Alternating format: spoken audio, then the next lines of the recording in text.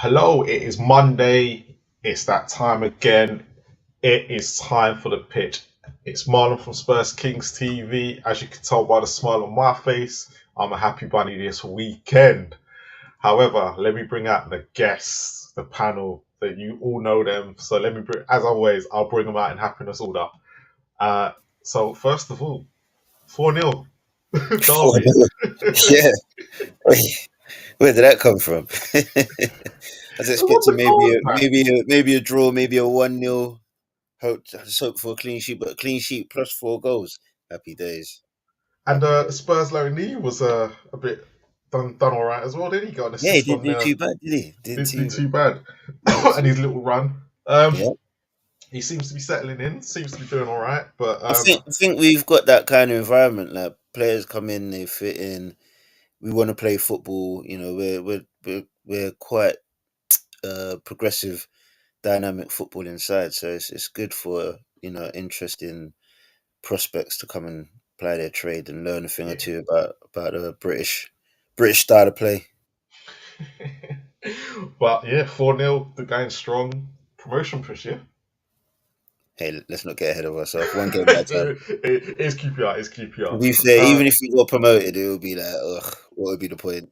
The gap is massive. All right. Time to bring out a Spurs fan for once. 1-0 Man United. We'll take it, right? Yeah, they're really bad, weren't they? I mean, it's They probably were the best terrible. we've played for a little while, but that's a very low bar, isn't it? It was just two really bang average teams. The bang average derby, that's what it was. Oh mate, yeah.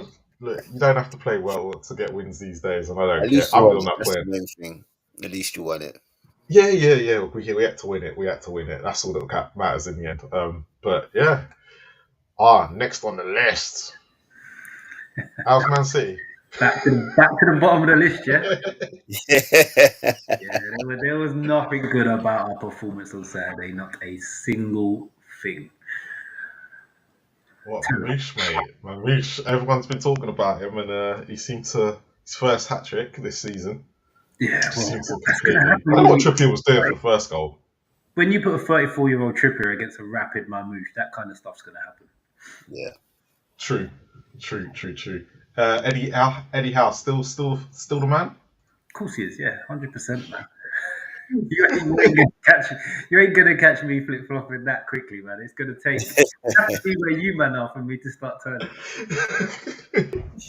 Hey, you never know. We might catch him up the way.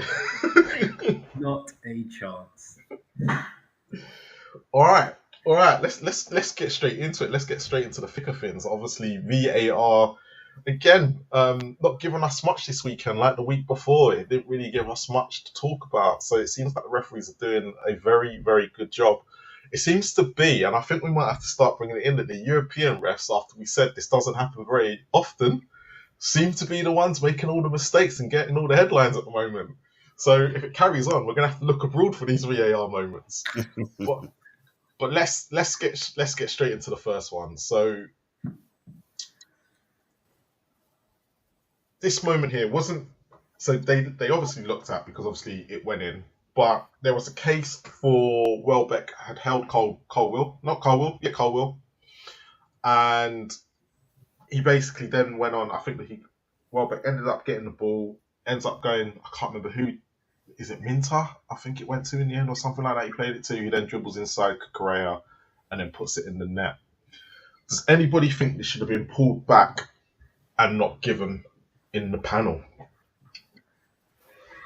No, from watching it, I don't think so. I don't think there's enough. Don't think there's enough in it. He's given him a little tug, and some of the stuff that we've seen, even stuff going into the box, it's just not. There's not enough there. It is literally just a little tiny pull on him. He hasn't dragged on his arm. He's not really got hold of his shirt. It's just what you do when you're chasing a man. I don't think that's a foul for me. Yeah, I mean, I'd have to agree with Mitch. There isn't enough of a pull from Welbeck. He's in terms of the legal contact which is allowed in this part of the game. I don't think Welbeck oversteps the mark in terms of that contact. So I can't really give a free kick for that as well. I feel like it's a little bit soft in terms of if it was given as a free kick. I feel from So if it was given, yeah, if it was given, do VAR overturn it and say, well, nothing in it?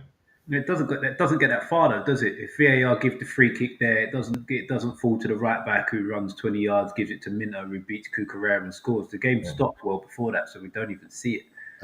But I think if it's given at the point, Welbeck complains, but he doesn't go crazy. It's not. Like he has had a little tug at him, and sometimes you see him given. But if then I like the fact it's not been given because it's a contact sport at the end of the day, and I don't think there's anywhere near enough for VAR. Football's not a contact sport anymore. Don't be so silly.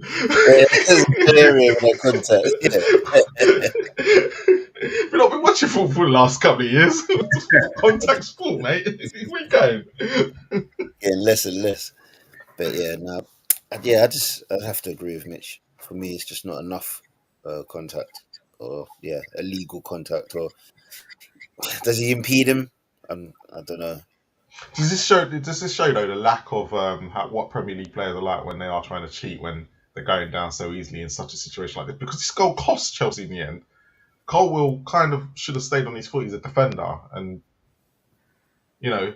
when you get a situation like this, does this stop to shock players in the Premier League these days that they're trying to con referees? And actually, for referees today, it's a very hard job because when you've got players acting in this manner. Yeah, 100%. Because if he runs a couple more yards and steps across Welbeck, he's not getting back to him anyway. So just play the game. If you're really that worried he's going to nick it off you, just boot it. Just defend it first. Don't just dolly it away and hope you get the free kick. If you want the free kick, whack it and fall over, and then at least the ball's the other end of the pitch. I'd have to agree with that as well. I mean, if you put another defender in that position, say like a Tarkowski or even a Van Dijk, someone that's just not going to mess around in that kind of situation they're just going to deal with the matter.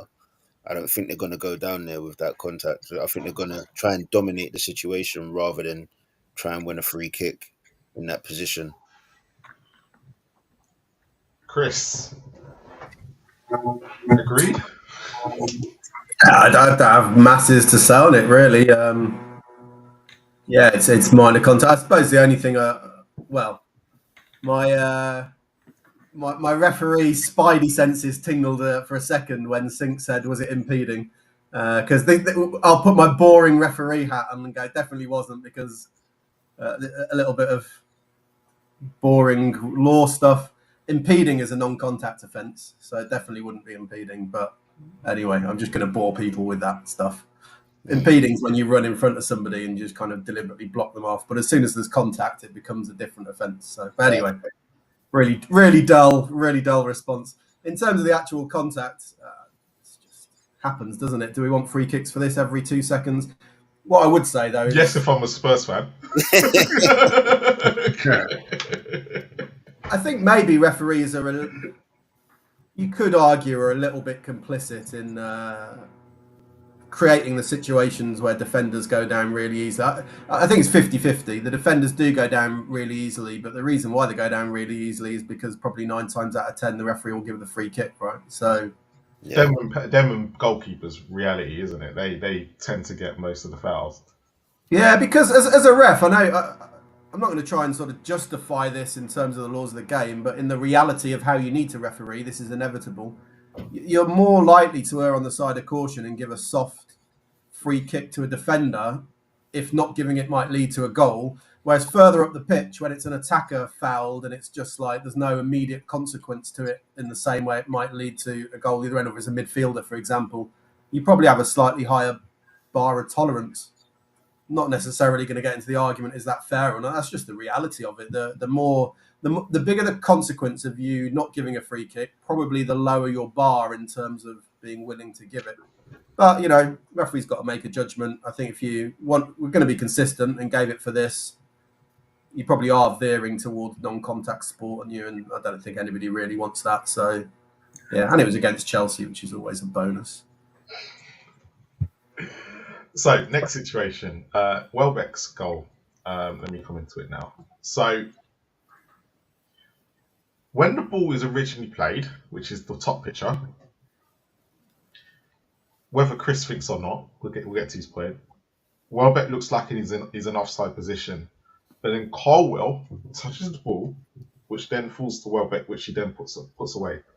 Now, I'd probably give this to Brighton after the first goal that Matoma scored. By the way, what a worldie, what a great goal. But should this goal have been given? And if yes, why? To the panel first, because the goal was given there's a reason behind it, why it was given. So, Marlon, can I just make a correction for you? It wasn't Welbeck's goal, it's Minter's goal. Welbeck sets it back. Yeah. Wait. Yeah. Sorry, he hits Colwell, hits the keeper, falls to Welbeck, who lays Minter, and then he scores, right? So he's not in touch. That's correct, yes. Okay. So what's the when the ball's originally played, which is the top picture, Welbeck is in an offside position and benefits from being in that position. Yeah. But then obviously what happens after that, he then lays it back to the ball, obviously ricochets, and Colwell obviously plays against the keeper, does he? I can't remember now. Yeah, it does. He gets a touch, goalie then saves it, and it drops to Welbeck, who lays it. Yeah. I mean, if it's offside, then this should be pretty much be black and white. If he's offside, generally they get it right. If they haven't used the technology to its fullest capacity using the lines, then it's hard to tell. I mean, looking at it with your naked eye, he looks like Welbeck's leaning offside. But again, without using the lines, you know what I mean, you can't get full clarity. So it's really hard to give a decision because, to be fair, with offsides, that's probably been the strongest point of the VAR in the Premier League this season. Offsides pretty much have been black and white. You don't really contest it, but this one it's hard to tell without the lines there if he has given it. But everything else that happens afterwards is irrelevant because from initial contact, it should be offside. But if it's ricocheted in amongst that, if they're saying that he's onside and then contesting whether the defenders have inadvertently or deliberately played the ball, then that's another phase of play. But again, it's too hard to tell from my point of view. If he's genuinely off in that top picture, I think it's very harsh on them to call either of the Chelsea touches a deliberate play of the ball or even a controlled play of the ball because Colwell's slide is on target. He's obviously not trying to put it in his own goal. And the goalie's just diving just in case Colwell gets a touch or if he doesn't get a touch and it falls to Welbeck and then he's kind of just trying to block whatever Welbeck then does. So to call that deliberate or controlled as well is harsh. So if he's off, he's got to still be given offside. You can't call that another phase of play for me. But that's if he's off. If they've drawn the lines and he's on, or if they haven't drawn the lines, they should have done because he looks off. But yeah, if he's off and they're calling that a second phase of play, I think it's very harsh. But the question is he actually off? Because I've seen a few of these that I look and I think, yeah, he's off. And then they draw the lines and it's like, okay, he's not. Hey, mate, Isaac was more on this. Isaac was more on than this. Yeah, but I'm still sure they drew the lines on the wrong guy for the Isaac one. This one just looks offside. There's no one else who they could be drawing a line off. The closest player to the goal looks to be further away from the goal than Welbeck. But without the lines, you don't know because you're at a slight angle and the VAR calculations aren't always the same as the lines we're looking at the grass that then distort what you're looking at slightly. It's hard to tell without the line sometimes. But if he's off when the ball's played, it should be given offside for me.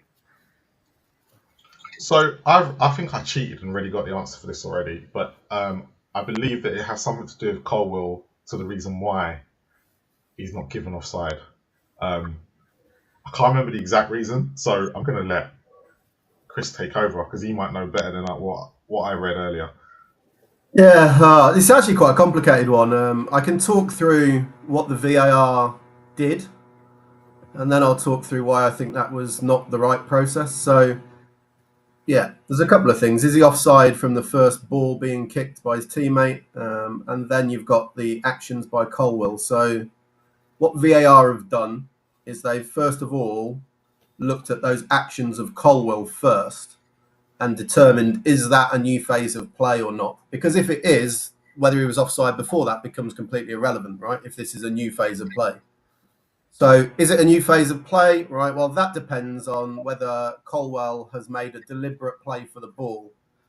Now, that is a really confusing description, because the definition of deliberately playing the ball is not just trying to kick the ball, because clearly he's deliberately tried to kick the ball, right?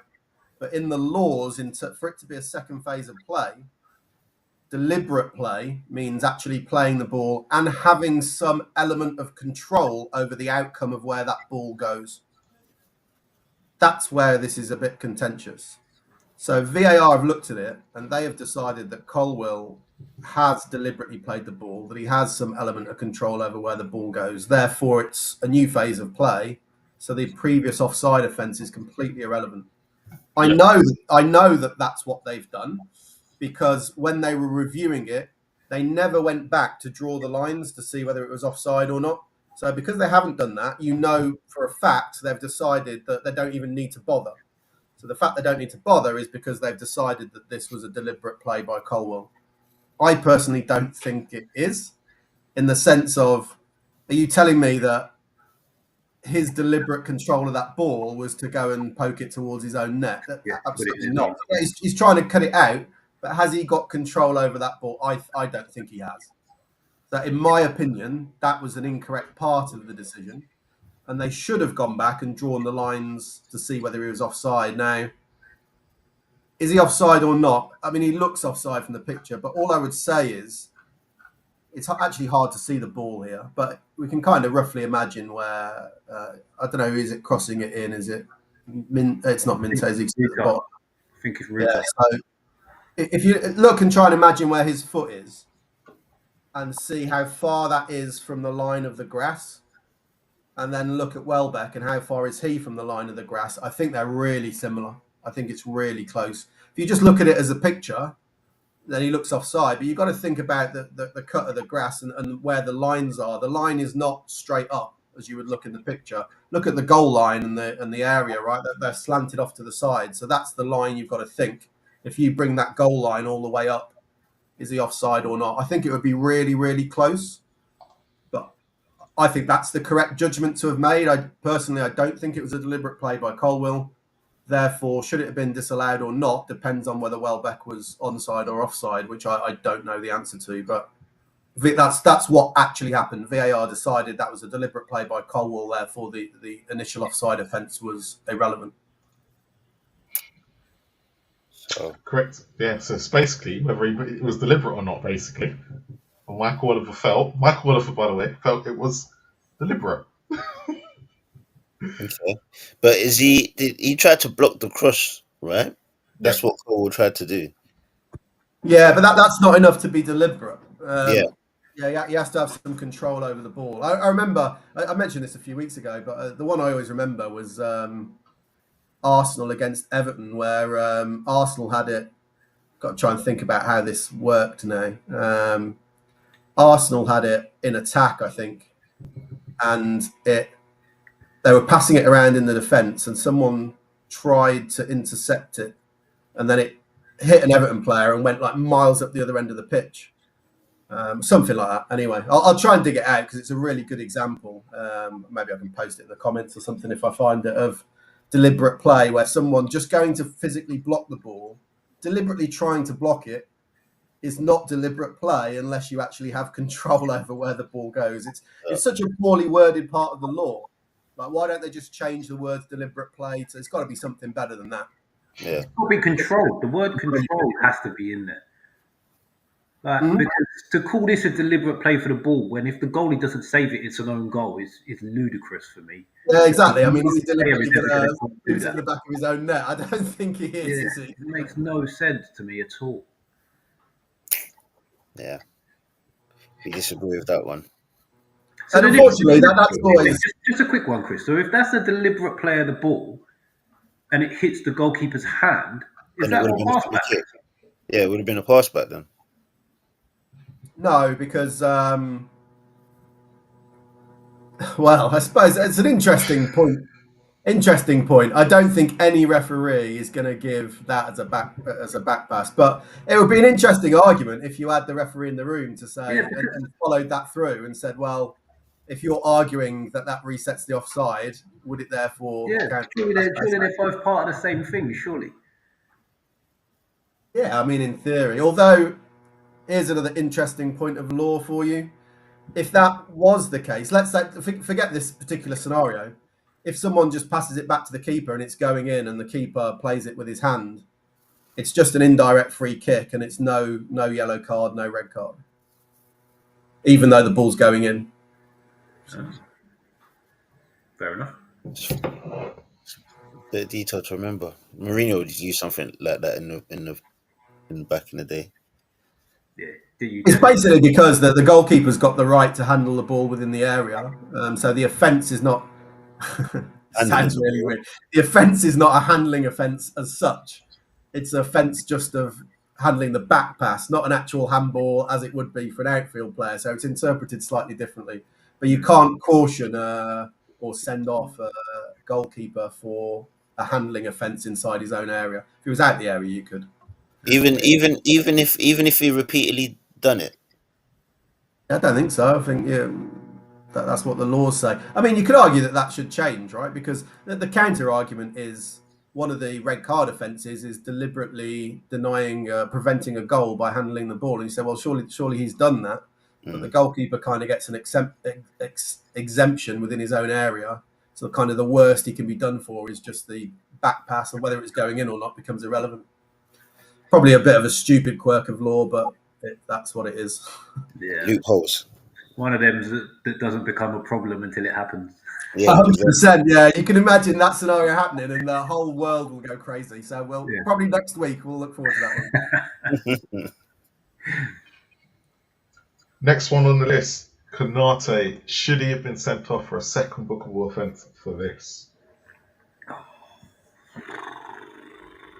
When I first saw this, I thought it was more coming together, and it would have been because Konate's made the attempt for the ball and missed it, and made contact with the player. It's a free kick, but not a yellow card offence. Mitch? Me. It's as close to a yellow card as you're going to get, I think. It's very, very borderline for me. The more I watch it, the more I'm unsure. The first time I watched it, I thought, well, yeah, he could get a second yellow for that. But it is just more of a coming together. Like they shoulder to shoulder. It's not really. Yeah, again, it's same as the last one. I would have thought if he got sent off, it would have been very harsh. The only reason he gets sent off for this is if this was his third or maybe fourth foul. Yeah. But if that's just one after getting a yellow card, I think he would have been very unlucky to get sent off. I'm with you, Chris. Same. Let me just do a quick opinion poll amongst you three guys. Do you think that challenge is more careless or do you think it's reckless? What would you say if I gave you those two options? Careless. Yeah, I'd say more careless. Marlon? But then, again, careless. I don't know. You've only got those two options. It's clumsy. It's very clumsy. That's why I go for careless. Yeah, I'd go for careless more than reckless. Right, so you've all gone for no yellow card then, because that's kind of the definitions they use. A careless challenge shouldn't be a yellow card. A reckless challenge, it's got to be reckless really for it to be a yellow. Or the only way you'd caution for a challenge that was careless is if it was for persistent infringement. Right, they've done it loads of times, but for the challenge on its own, it needs to be reckless. I don't think it looks reckless in any way to me. I just saw it and thought, is this the level of things we're arguing about in football now? I mean, when I saw this, my mind just briefly flashed back to, can you imagine if you could just transplant or teleport the football culture of today back to like the 80s or the 70s? Like we wouldn't play 20 seconds without people like losing their minds. Just think just man up a little bit. It's a foul, right? Just get on. Can't say that now. Person up a little bit. Player up. Player up now, man. But because we haven't brought the crybabies of the league into it this week, I thought this is a good opportunity to do it because a lot of them are complaining that this should have been a second yellow card and he should have been off. To be honest, it's the only reason why we're talking about it. But a few weeks ago, when Saliba did the same thing and headbutted man, it wasn't a penalty. Yeah. Like, So yeah, pick your battles. But then I suppose it was Mike Oliver that was the VAR ref, wasn't he? Yeah. So I think that's where they're gonna. But the one thing I'll say about that Saliba thing, at least Saliba made contact with the ball. May have been slight, but at least he made contact with the ball. He didn't mean to. It doesn't matter if he didn't mean to. It doesn't matter if he didn't mean to. That's what he was attempting. More into reckless than clumsy though, because it's a head. Yeah, I think they're more reckless than clumsy. But he still made contact with the ball. It's still reckless though, man. But he still made contact with the ball. Doesn't count. I can make contact with the ball and then break your leg afterwards. It doesn't mean it's not a foul. No, but he still touched the ball first. That's what I was saying. It doesn't matter. It doesn't matter. Of course it does. No, if I get the ball and then I miraculously, after it comes sliding straight into you, and I'm being reckless and I completely break your leg, I'm sorry. That's the laws of physics will kind of prohibit that. Like you can't get the ball and then take someone out afterwards. You'd have to lift the ball. Well, you can because like the Curtis Jones one from a couple of years ago. Which challenge? Curtis Jones got sent off. And Romero against Chelsea. Yeah, but that shouldn't have been though. That's the point. Oh, they both were. They were both red cards. They were both red cards. They were. I'm sorry, Romero's not getting away with that. Sorry, Romero. It was such a bad challenge. Romero is different though.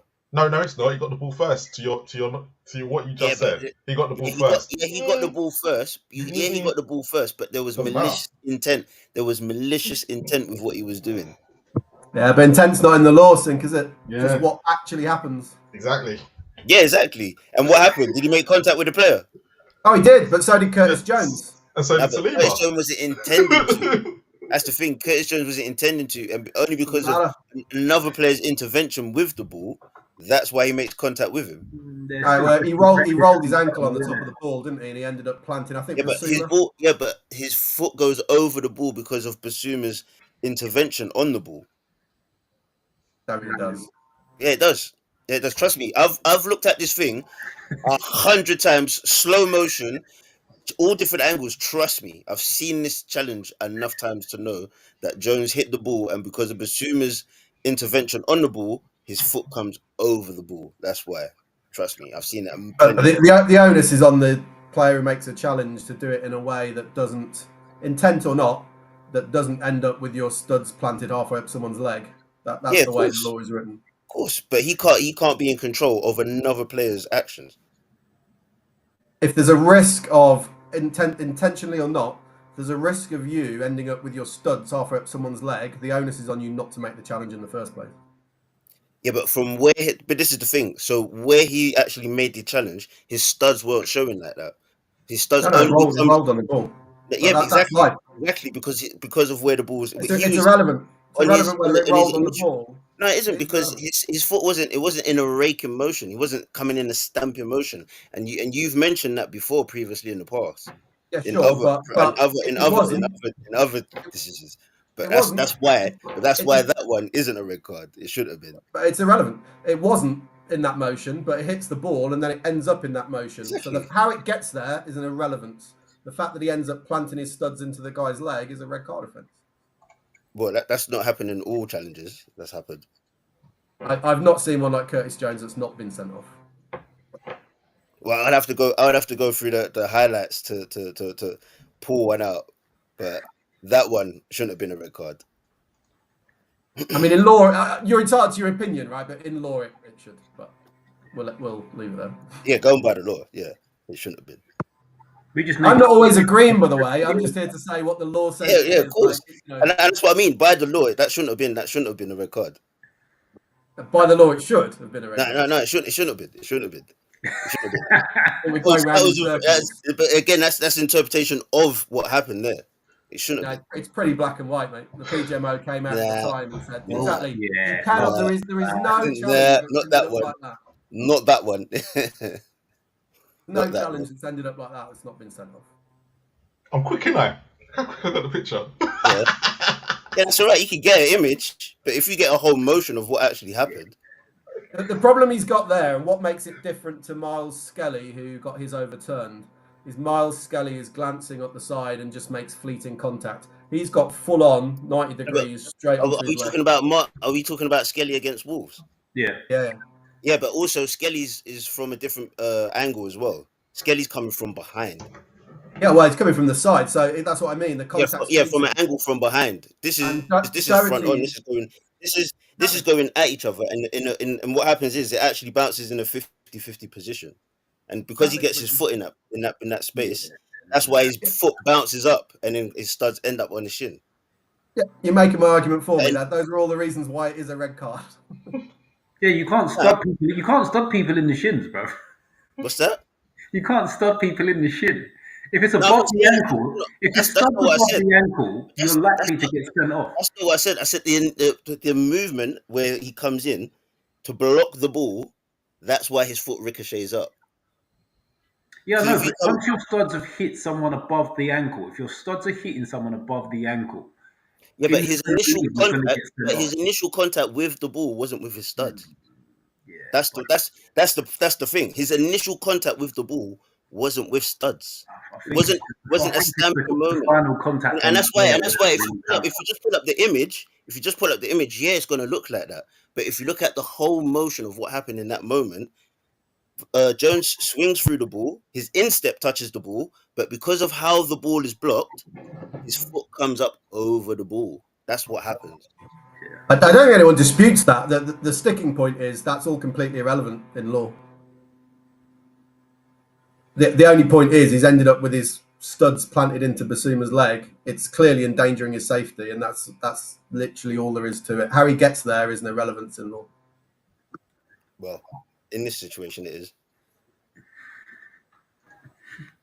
Next, penalty or not?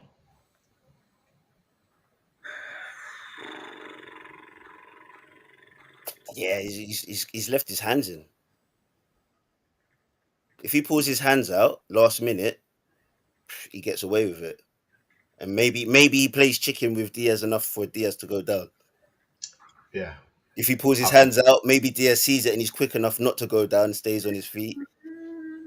But yeah, it's one of them ones. You leave your hands in, you're just allowing yourself to be asked, to allowing the question to be asked. But before that, personally, I feel like Diaz made a foul on the defender before he gets through to the ball. I hate these. Like, Why? Look how far down he is. He's not running past this point, regardless of what happens. He's already made the decision that he's down. Go down. Yeah. He's basically taking a knee. That's why I hate him. Yeah, you've got to give the penalty, but like, I don't like it. I don't like it when players do that. It just annoys me. At least wait for the contact to go. Don't start going before the contact comes in, because I just feel like it shouldn't be a foul if you're already on your way down. It just annoys me. Do you know what the problem is with that? Going over, which annoys the hell out of me. You know what the problem is with that, though, is that there's been times in the past where players have been fouled by defenders or goalkeepers, and they've tried to stay on their feet, and they stayed on their feet, and then end up losing the advantage, and then it's played on. Yeah, no, that's not what I'm saying. After the contact, that's why in those situations, top players are gonna go down and just get the pen. I get that, but after the contact go down, you feel the contact go, but don't start going before you've had the contact. They're the ones that annoy me. Like, you're already on your way down, and then you hit the contact. They're the ones that frustrate me, because you've already made a decision not to score the goal. With VAR, can VAR step in on those situations? VAR's got to give it. They have to give it. You have to give it, because the goalie basically grabbed his leg there, but he's on his way down. There's nothing. And the referee's not really made a clear and obvious error going by what Either they way, say. even if the ref doesn't give this, VAR is in his full right to still give a penalty, even if the ref hasn't on the pitch, because it's a foul, regardless of the fact that he's on his way down. I just hate it when players decide that they're not going to score and just start going down before the contact. Because in your head, you should be like, let me score the goal. He's not even going to take the pen. Like, go and score the goal. No, man, he's got Salah in his fantasy football. He knows full well what he's doing. Trying to get them points. He's triple captaining as well. He's like, I gotta give him something. And the way how his goal drought went, Really, he himself at his team as well. Hey, Diaz ain't being stupid. Chris, we kind of got it spot on with this one. Yeah, are we going to do the other Liverpool one in a second? Which one? The one that was overturned. No, we're not going to do Jota. You can talk about that one too, because Jota's a bit obvious that he dived. Yeah, I just think they're linked, so it's probably easier for me to explain in the second one. Go on. I mean, I think it's a penalty. I don't dismiss any of what Mitch has said, but I can explain it a bit better. If we're going to go on to the other one, I might as well wait for that. Hold on. You talk about this while I get the other one. All right, keep us fouled in. There you go.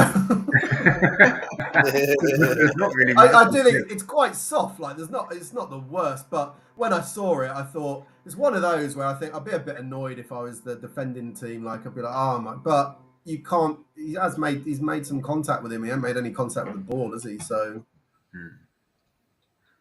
Yeah. Hold on. Why? I'm just gonna get the other one up now. Oh, Jesus. You thought you'd done your quick work for the evening, innit? Yeah. Let's go back. Here we go. Jota. There you go. Talk about it, Chris. There's the image you want. So I actually haven't seen this, but I just read about it. So as I understand, the penalty was given and it was overturned, right? Yeah, it was overturned. Yeah, he blatantly dived. This if VAR hadn't overturned this, I'd have been going. There's no point in you anymore. I can't remember. Did he get booked for diving?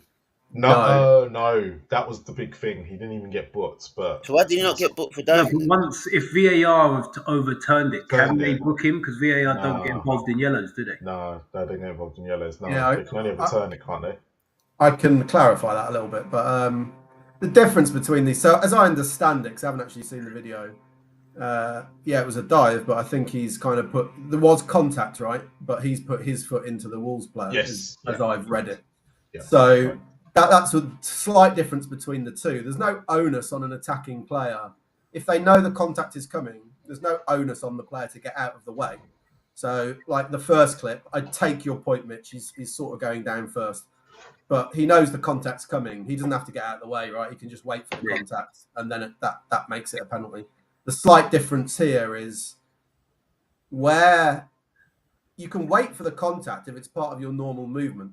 If to get the contact, you've got to go outside of your normal movement and kind of throw a foot or suddenly move away in a direction that you weren't moving in, that's not a penalty, even if there is contact, because that becomes you as the attacker initiating the contact.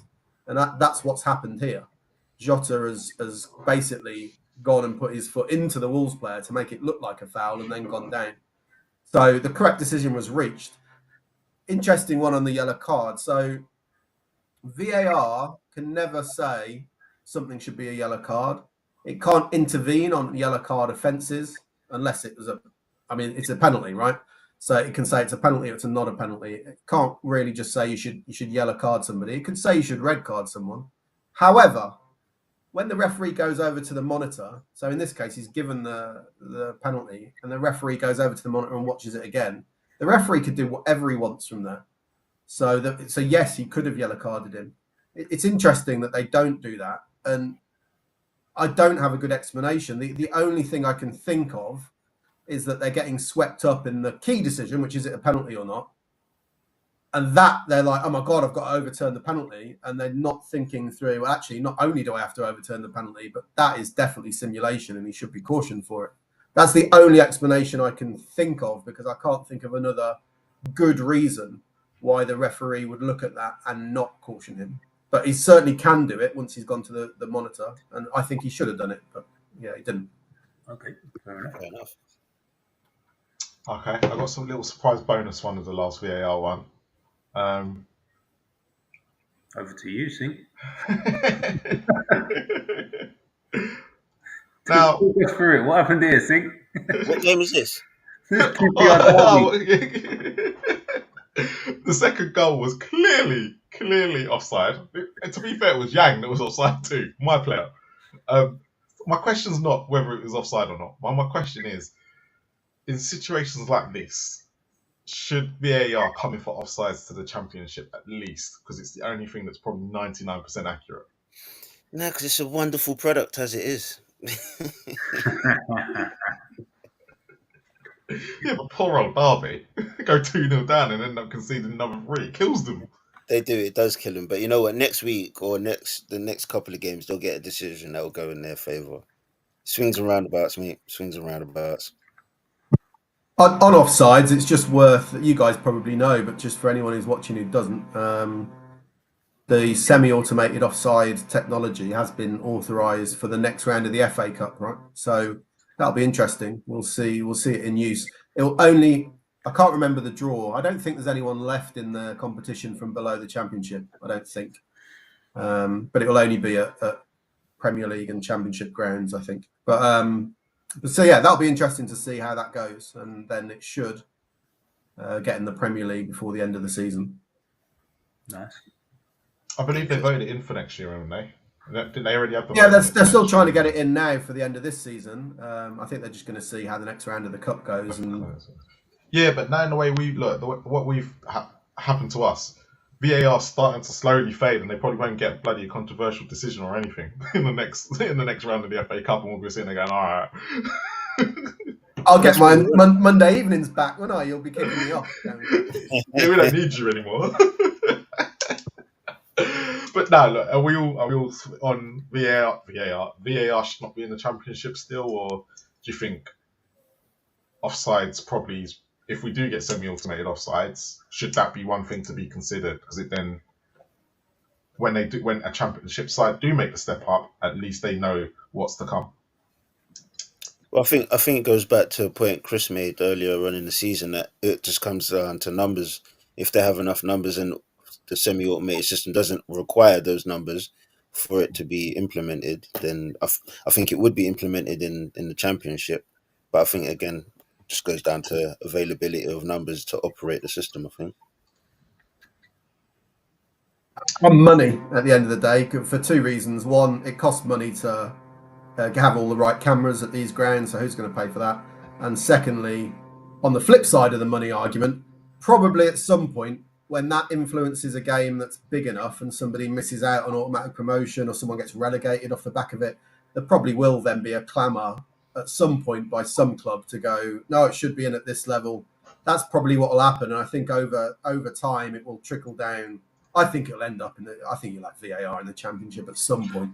Yeah, I think it's a matter of time. I think there'll be some point where they'll go, especially when it gets cheaper to run, and they'll have more referees. They're probably trying to get more VAR refs as it is, because of how many games they're going to have to be at eventually. Yeah, I mean that's where the trial of the challenge system, which is still going on, and to kind of ditch VAR but just have an NFL style manager challenge, then that could help, because that would reduce numbers massively, because all you'd need is the referee. You just need a video operator to show the referee, right? And then the referee will just review any clips he needs to, because there'd only be 6 a game at most or whatever. So that would help numbers, because just to re-emphasize the point there, refereeing numbers are poor throughout the football pyramid. So you get to the bottom of the league, anyone involved in sort of grassroots football will know, A, the referees, if you do get one, are probably terrible, and B, you're probably not even going to get one half the time. So if you need more, the more higher up you need, the more you have to promote people who are maybe not ready for it, and the less you leave further and further down. So it becomes a bit of a problem, really. All right. So I gave you all the task over the weekend. Obviously, Spurs in mind. But I wanted to get you lot's take on ownership in the Premier League.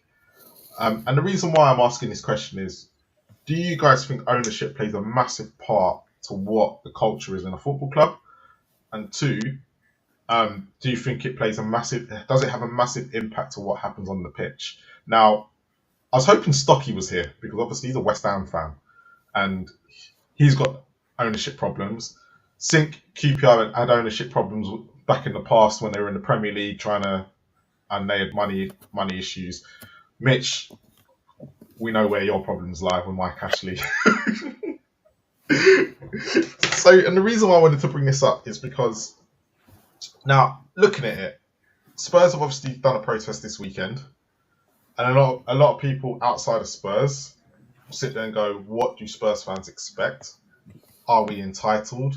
All this commotion," but don't understand actually till they're inside the club what the problem actually is. Because I think, if I'm right, Chris, it's actually more than trophies now. It's not about trophies were an issue in the past, but it's not about trophies anymore, right? Yeah, I mean, I was at that protest. I've seen various numbers banded around about how many people were there, but I think Yeah. I would say, from having looked at it myself, the fairest estimate is probably around 2,000 people, I think. So it was a lot of people. But yeah, no, it's not about that. And people throw it back at Spurs fans about, yeah, you got the stadium, you got the training area, great, and all the money we've spent. No one's arguing that we don't spend money. What we're arguing about is that we don't have the desire from the top of the business to win trophies. Therefore, yes, we spend money on transfers, but we don't spend money on the actual wages and on the players. So you can go and blow. It's dead easy to go and blow 500 million on crap or on 20 players, but and pay them all peanuts, right? And hope for the best. Like, anyone can go and waste 500 million. But if you want to go and spend serious money on serious players, they expect to be paid serious wages, and we don't. I mean, and that's just a fact, right? You can compare our wages and what our top players earn to Villa and Newcastle and West Ham, and we pay less than all of those in terms of the number of top players that are over 100,000 a week. We pay less than all of them. So, and where it really falls down, you could live with all of that and say, well, why do you think you're a big club? Well, we pay the largest ticket prices, the highest ticket prices in the country. The merchandise is the most expensive in the country.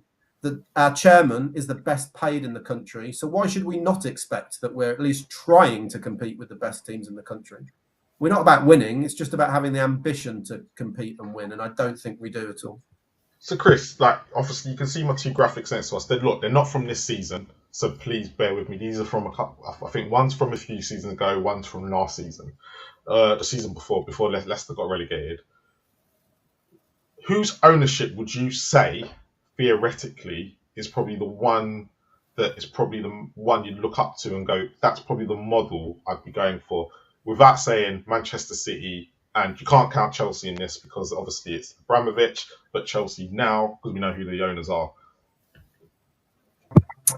I mean, that is a tough question because you're getting slightly into political things there. Of course.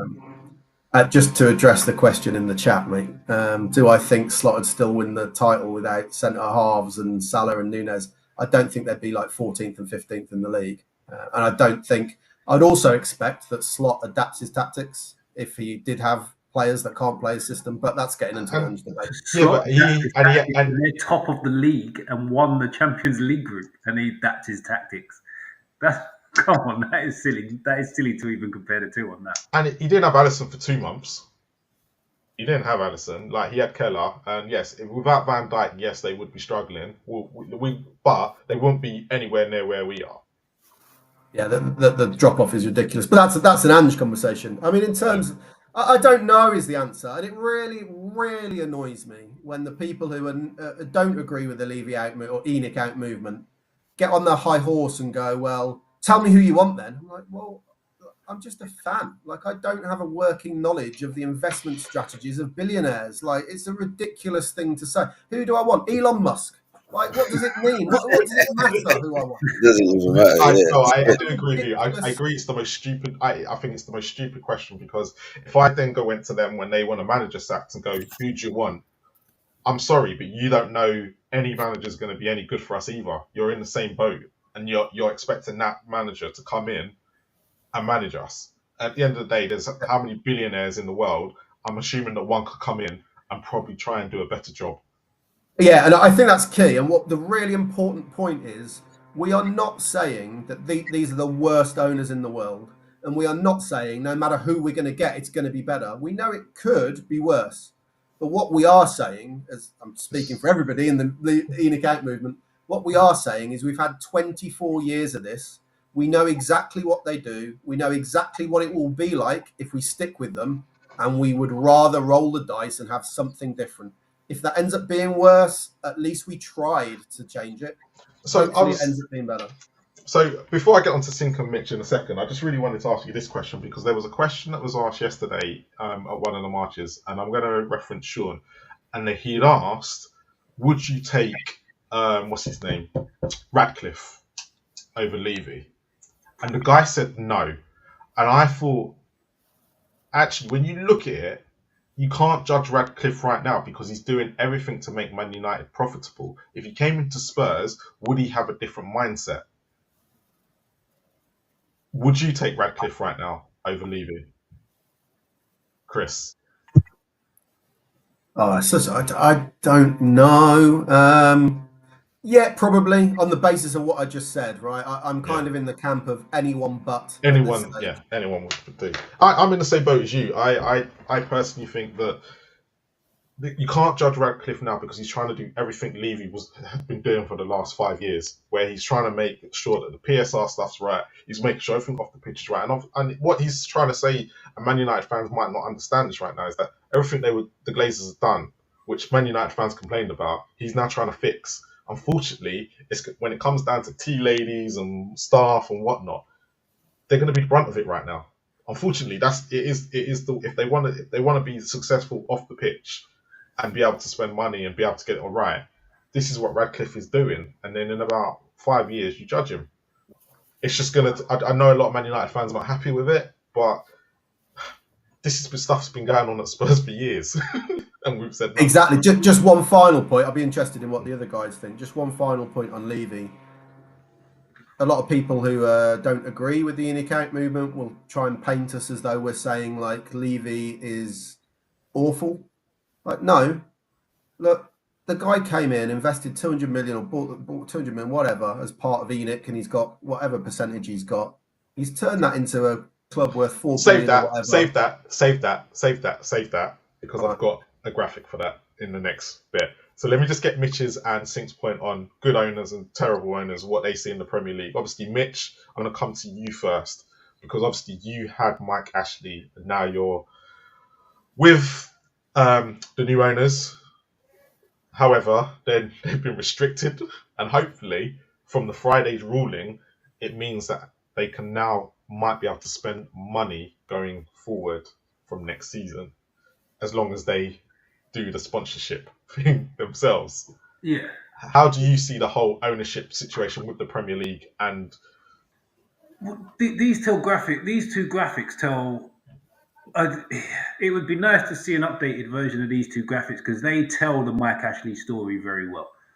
The one on the left, the right to remain, that is from when Mike Ashley was in charge, and 3% of Newcastle fans wanted him to remain, which is bonkers when you think about it. And the one on the other side is only the first season the Saudis came in. And they had that's what I said. Yeah. The graphics. Sorry, I missed part of the conversation because I was seeing the relevance of what these two graphics mean. I was just you can tell. Yeah, the graphics. The one on the right, I think, just came in when they took over. I can't remember. Yeah, it wasn't long. Yeah. It was about 6 months after the first. Yeah, and then the one on the left was when Mike Ashley was clearly there and he was in. Yeah, and that was the problem. He was doing so many just terrible things. I've looked a little bit deeper into why Tottenham are against ENIC and why they're against Levy, and I'm starting to understand it a little bit more. Because from the outside looking in, he's done a fantastic job. He's done very well. He's built the club. He's got you in a great position financially, but he's also, from what I've seen so far, I might not be spot on with everything I say because I haven't looked massively deeply into it. He's still penny pinching in certain areas and doing things in a way where it's still run like a business that needs to earn money, instead of using the leeway he's given himself financially to make the team as competitive as it can possibly be. And at the end of the day, that's what all football fans want. Across the board, that is what all the football fans want. They don't want someone to pump in loads of their own money, but use the money the club's now generating to improve the football team. And then don't expect the fans to keep pumping in more or paying more money for you to still not fully try and compete. And from what I've seen and read, that is kind of where the Tottenham fans are with it, the ones that want them both out. Am I kind of right in saying that it's not what he's done overall?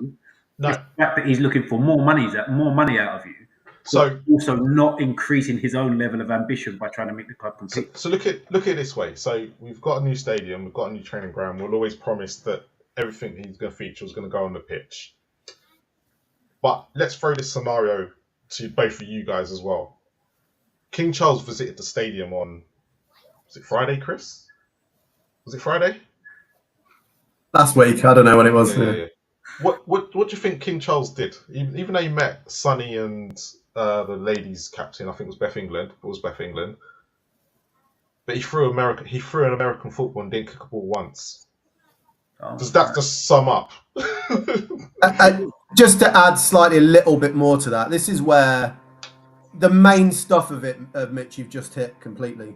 But there is more to it. So you go in, there's no Tottenham branding inside the stadium. All the stuff we used to have, the Bill Nick Gates and the statue, are nowhere to be seen ever since we've gone there. Like, our history is being eroded. You actually speak to any of the ex-players, the way he treats them is disgusting. Like, there's no respect to any of our history or anything like that, which all just tells you he's just a businessman, right? He's just a businessman. And I can't knock him for the business side of it, but that's not why we're fans, is it? No. So what's interesting, I just wanted to get your take on it before I bring Sink in it. So would all of us look at Liverpool's ownership and go, I think we had this conversation last week and be like, actually they're pretty well run. They make some stupid decisions, but they actually listen to fans. And Liverpool are only, from both tables, only 50% are happy. They're 50-50 on the whole Henry situation. But when you look at someone like Brighton, they're happy with their owner. And they're not tearing down trees. They're just working to a model that is very successful for them. Do you think that would change for Brighton if they would started fighting relegation over the next few years? And do you think that with Liverpool this year, if they ended up winning the league, do you think they'll be any happy with their owners? Well, the Liverpool fans will get happy with their owners if they start winning major trophies that on a regular basis. And the flip side for Brighton fans are going to get to a point where they're in the top half of the Premier League on a consistent basis, but the model's still the same as a team that doesn't have enough money to do and compete with the teams around them. But at some point, they're going to have to change the model ever so slightly and keep hold of some of the players that they're selling for £100 million and put them on £100,000 a week to keep them and stuff like that, to keep them competing at the level they're competing at, or they'll go backwards. And I imagine the Brighton fans won't be massively happy about that if they do start going backwards because they haven't changed the model. Because at some point you go from a club that has to do that model to a club that can actually do something slightly different with their model because they've been in the Premier League and in Europe and getting decent money for a very long time. Sink, let's bring you into it because obviously we're spot Premier League teams, whinging. What's your take on it? What's your take on the whole ownership situation? Does it have a massive impact to what's going on the pitch? Yeah, I think so, massively. Because if you look at it, like Mitch has pointed out, with Brighton, Brighton fans are happy with the club and the owners, but in terms of where they are in the league, you look at Bournemouth. Maybe Brighton fans are going to be looking at where Bournemouth are and thinking, well, why are they above us? Why can't we be kicking on, touching on Europe and be consistently there and knocking on Champions League opportunities? Why can't we be kicking on there? We've got quality, well-run business in terms of the players that come in. They move them on. They make a great profit. Now can they actually invest and actually make a title charge? But then you look at Newcastle and they're in their situation of not being able to spend the money that they've got available. And every owner's got their own strategy in the league. They've got their own position of where they've got to play. And it's that in itself. It would actually be interesting to see football from the owner's side, like as a collective, each club, what they got to go through to try and make themselves most profitable to get the most out of what's on the pitch. Because if you look at someone like Levy, is on the pitch really important to him? His actions show that it's not, and I think he himself might be he might be resolute in his decision because he'll look at, say, Leicester. So you was going up against Leicester when they won the league.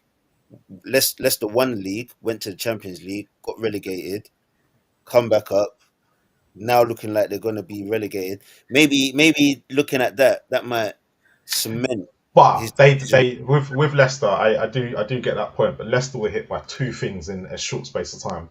They were hit by the death of the owner, Mhm.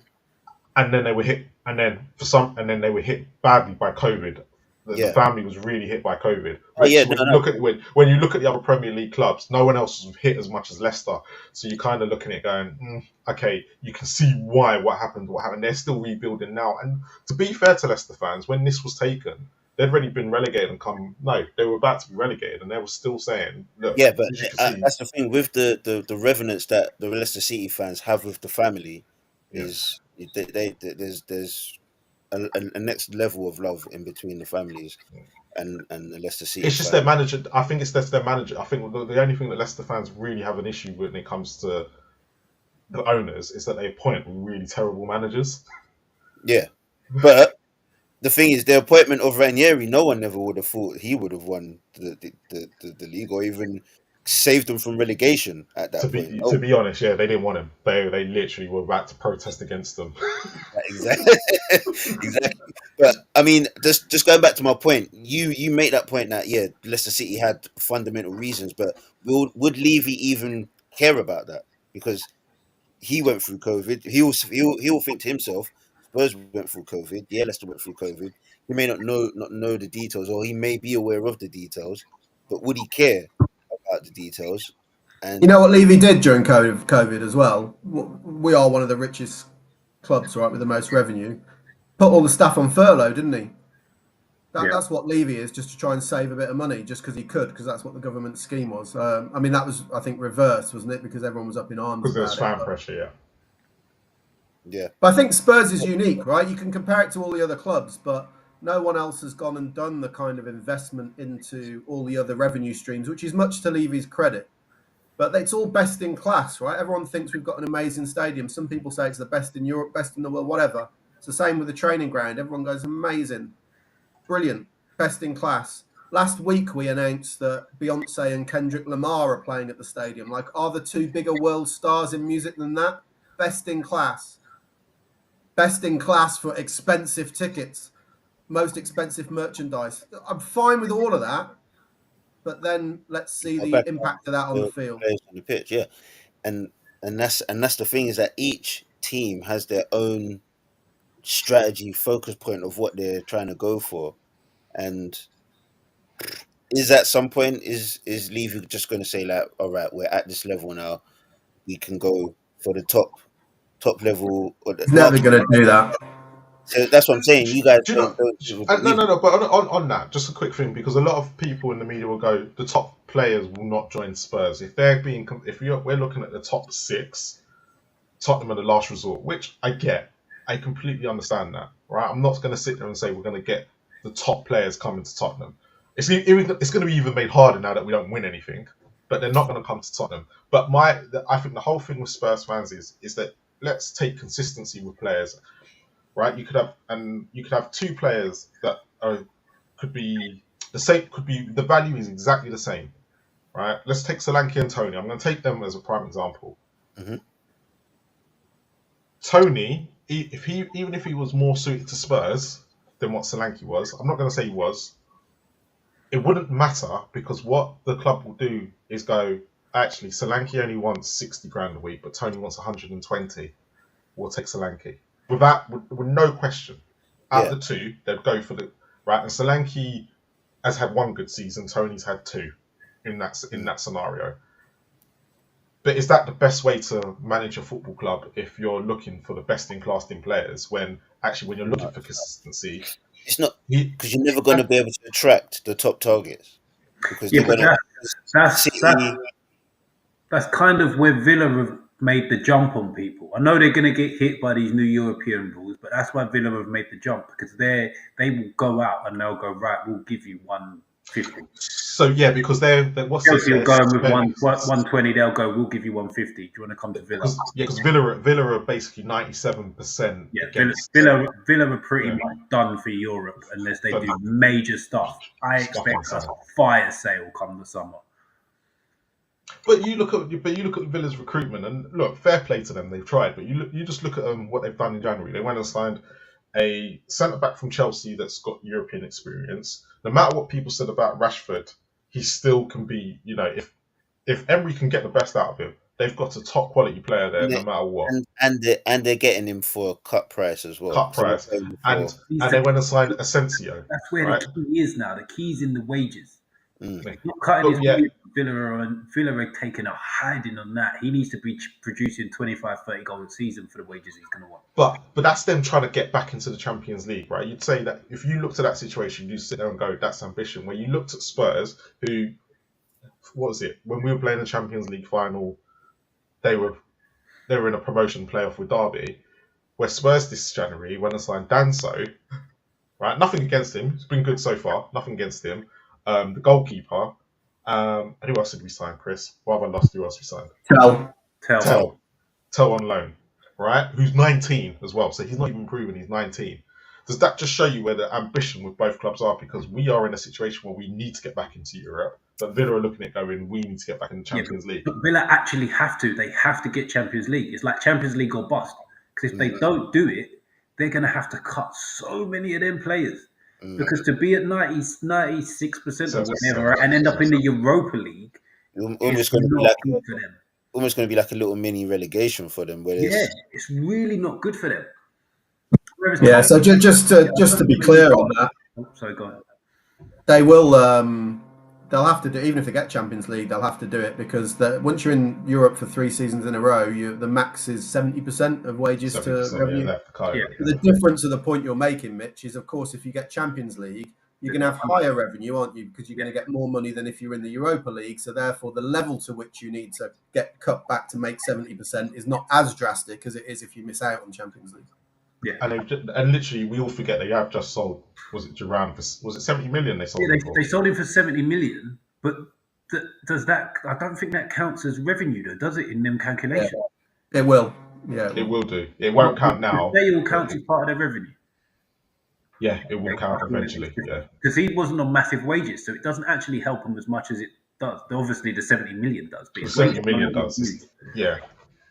But I think that's why they brought in Asensio, Rashford, both from loan, and Diassi, because they can't spend it. They'd rather put it in the wages. Yeah, we're talking about 2 slightly different things. The UEFA restriction on the wage to revenue ratio being 70%. That's slightly separate from the PSR calculations of how much money can you spend on transfers, which is where the Duran money will come into. Yeah, that's what I was saying. I didn't think that the Duran transfer fee came into the calculations of revenue to wages for Europe. I mean, it will be part of their revenue that they get in, so it will up their revenue a little bit. So that will that sale in itself will lower their percentage of wage to revenue a little bit, but they've offset that, haven't they, by going to get Asensio and Rashford, and they signed 5 players in January. Yeah, Asensio, Rashford. Oh yeah, I always forget Marlon as well. I forgot they signed him. Yeah, Garcia they signed. Yeah. So can we be expecting a lot of sponsorship deals coming in this summer then? I think new deals will be massive. That's possible. I mean that whole whatever it was, I've forgotten the was it ATP or whatever it is regulations, that's still got some. I mean, there was a ruling last week, but I reckon that'll still run. But what you might see happen more of is that it depends what we're talking about. For the wage to revenue thing is a trickier one, but for the PSR spending room, you might see more of these deals that we've seen before, where Newcastle did it with Forest, right? You suddenly just have an inflated fee, and you buy our 18-year-old for 40 million, and we'll buy your 18-year-old for 40 million. Although, don't let them have Elliot Anderson, mate. He's like a good player. Why did you let him go? Give him one of the. To be honest, I was going to bring this up. All of them deals that they all did, all them players have ended up being actually quite good signings for each and every one of them. Because Matson's been good for Villa. He's been all right. So they've actually all benefited from it. Newcastle signed the Forest keeper who never gets a game, right? Yeah, he's rubbish. He's rubbish. But Elliot Anderson, I get it. It was £35 million for our sixth choice midfielder. If you could say that to any club in the Premier League and say, would you be happy taking 35 mil for your sixth choice midfielder? And they would all turn around and say, we yeah. took 20 for Skip. So it's the Minter one is the one that annoys me because we've not had rotation on the right side all season. That's the one that annoys me. Elliot Anderson, yeah, he's doing well for Forest, but I'm not that fazed by it. It is what it is. He's one that I would have been very happy to let go. If I could have chose, it would have been Longstaff, but it was Anderson. So, just another question, right?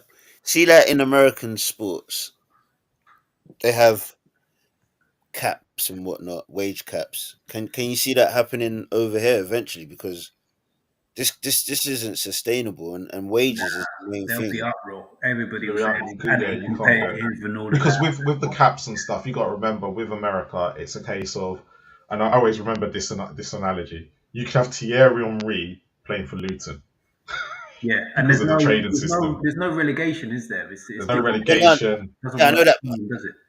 But how can this keep going?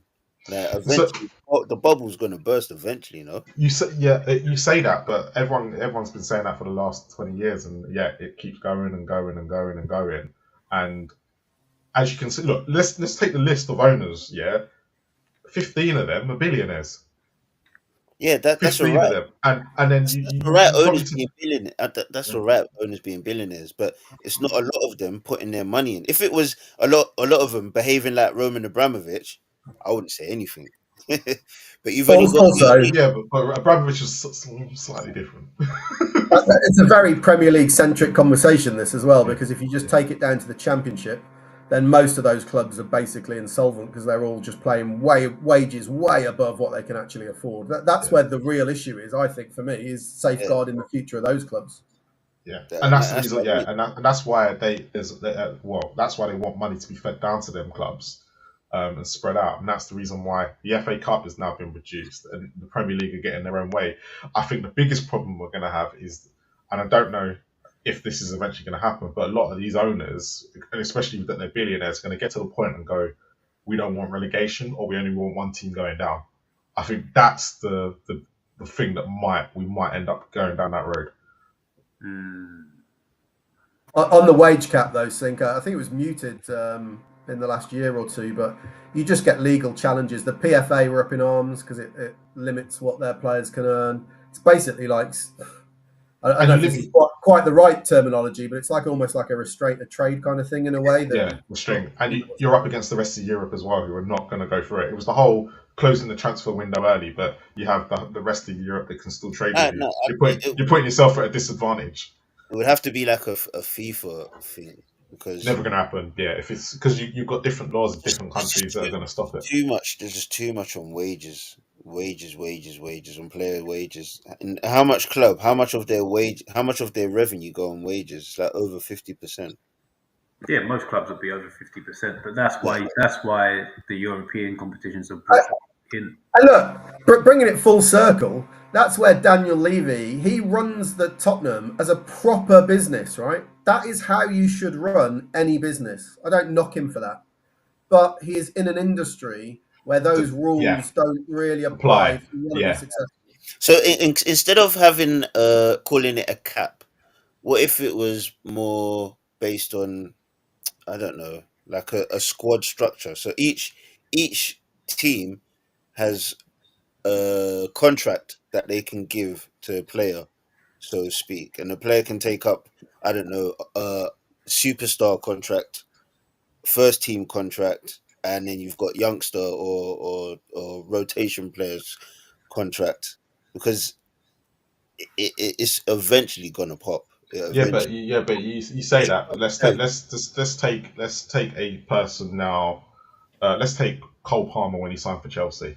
Yeah, he would have probably gone on a youngster contract. Yeah, but then he's now turning these performances in. If Chelsea have already got at their limit, the star contract's already handed out. Cole Palmer leaves Chelsea, and someone else takes him up, and then they lose their asset because they can't put him on a star contract. But obviously, with money and funds and whatnot, he's got a transfer fee, so to speak. It's just riffing off the top of my head. I'm just saying that the money that is in football right now, if we're struggling to get to a means of having enough money to enable clubs to run, especially lower, then those teams, when they get promoted, how are they ever going to compete with teams in the league? So they have to be clever, and that's the thing, because you got Now, let's take there's let's take Everton. Let's take and there's Everton. an impossible, But and there's an yeah, impossible. but let's take Everton, and I think Richard's in the chat. For Mashiri tried to spend a whole bunch of money that they couldn't afford, ended up nearly, they've been crap for years, but now they've had to sell the club and move on, because it doesn't matter how much you spend; it's about being clever with it. But you look at Tony Bloom and Brentford. They're not even billionaires. Both clubs are not billionaires, but look at No, them being able to. that's the But thing. look at them being able to compete in the Premier League With with Brentford, they're billionaires. completely different. They don't even have a youth academy at Brentford.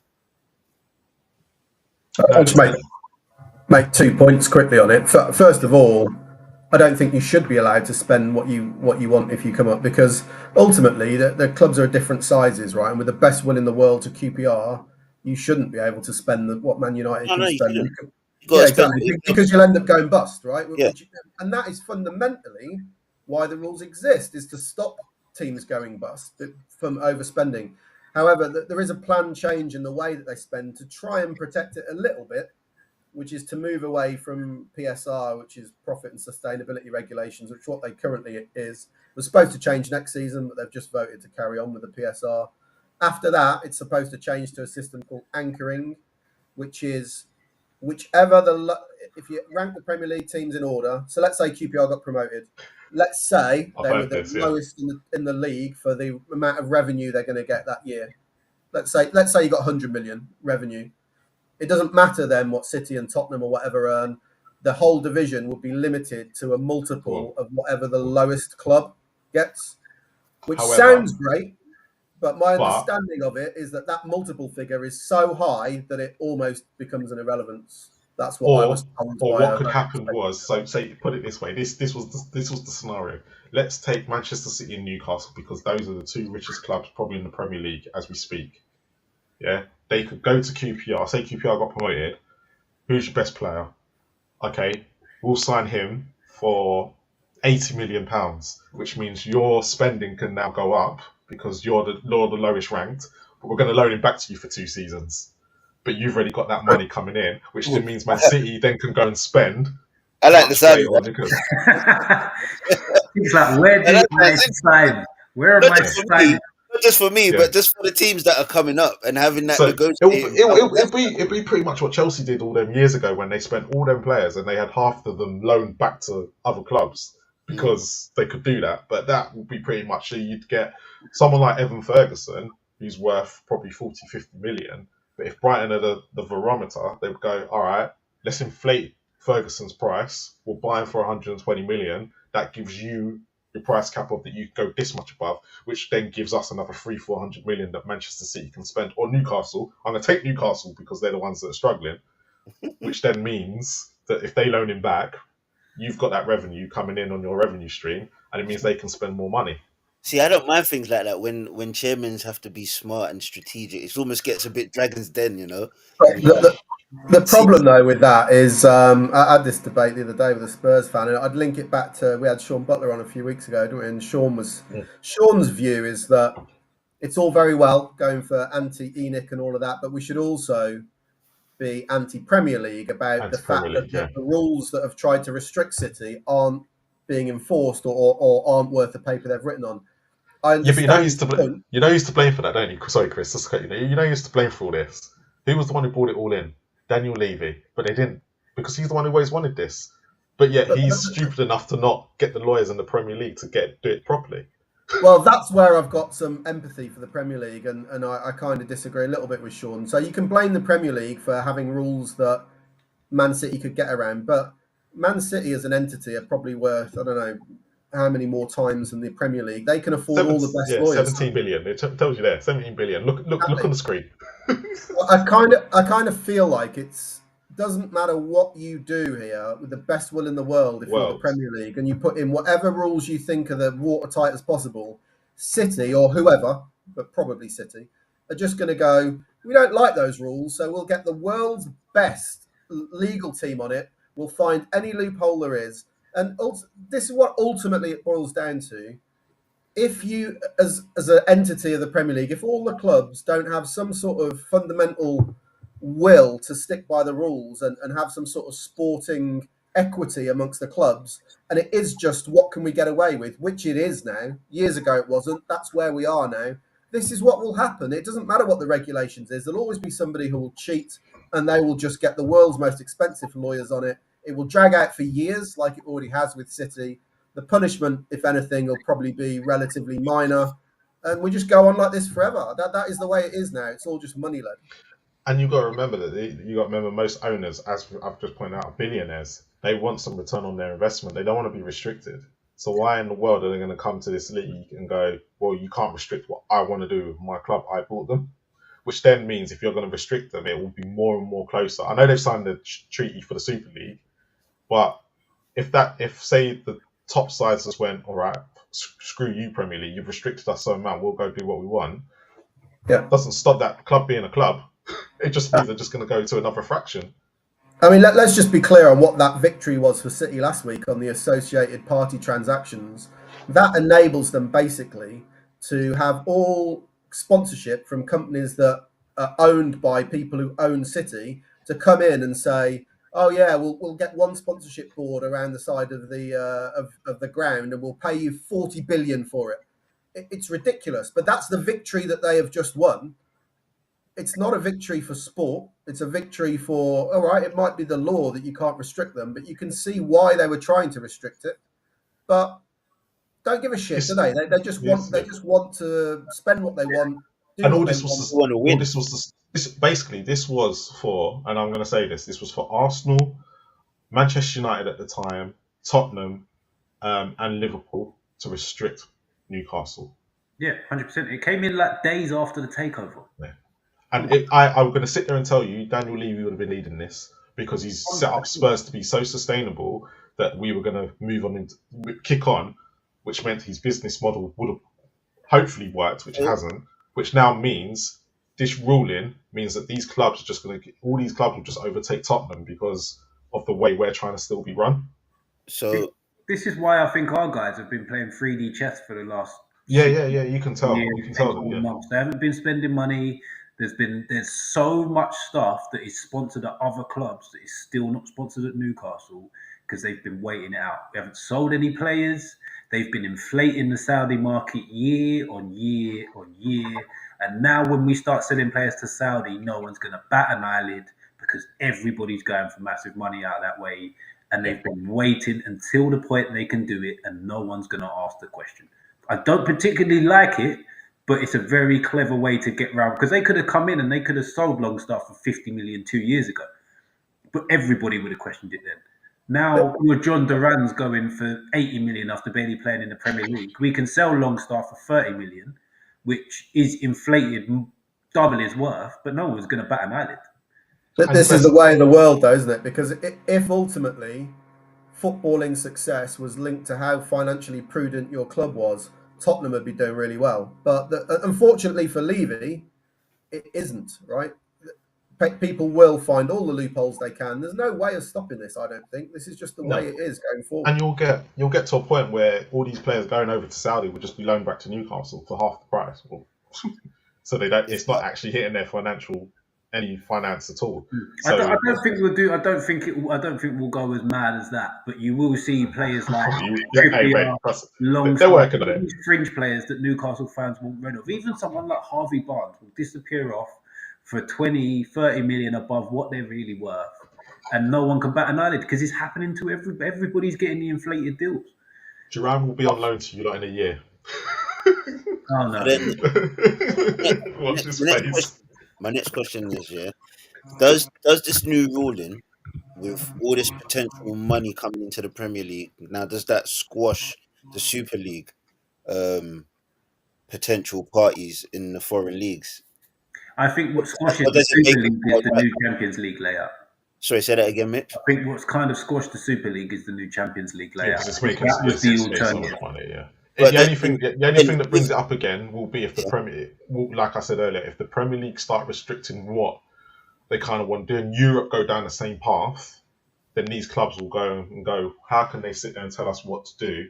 We'll go off and we'll just go off and do our thing.